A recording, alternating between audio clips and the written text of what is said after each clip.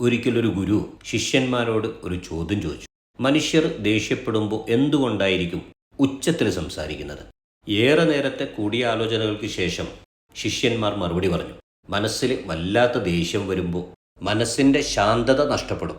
അതുകൊണ്ടാണ് ദേഷ്യപ്പെടുന്നവരുടെ ശബ്ദവും അതോടൊപ്പം കൂടുന്നത്. ശാന്തത നഷ്ടപ്പെട്ടെന്ന് കരുതി തൊട്ടടുത്ത് നിൽക്കുന്നയാളോട് ഉറക്കെ സംസാരിക്കേണ്ടതുണ്ടോ? ശബ്ദം കുറച്ച് സംസാരിച്ചാലും തൊട്ടടുത്ത് നിൽക്കുന്നയാൾക്ക് കേൾക്കാമല്ലോ. പിന്നെന്തുകൊണ്ടാണ് ഉച്ചത്തിൽ സംസാരിക്കുന്നത്? ശിഷ്യർക്കാർക്കും അതിന് മറുപടിയില്ലാത്തതിനാൽ ഗുരു തന്നെ മറുപടി പറയാൻ തുടങ്ങി. 2 പേര് കലഹിക്കുമ്പോൾ അവരുടെ ഹൃദയങ്ങൾ അടുത്താണെങ്കിലും ഫലത്തിൽ ഏറെ അകലത്തിലായിരിക്കും സ്ഥിതി ചെയ്യുന്നത്. ആ ഒരു അകൽച്ചയാണ് കലഹത്തിലേർപ്പെട്ടവരെ ഉച്ചത്തിൽ സംസാരിപ്പിക്കുന്നത്. എന്നാൽ തമ്മിൽ സ്നേഹിക്കുന്നവരെ ഒന്ന് ശ്രദ്ധിച്ചു നോക്കൂ. അവരെത്ര പതിഞ്ഞ ശബ്ദത്തിലാണ് സംസാരിക്കുന്നത്.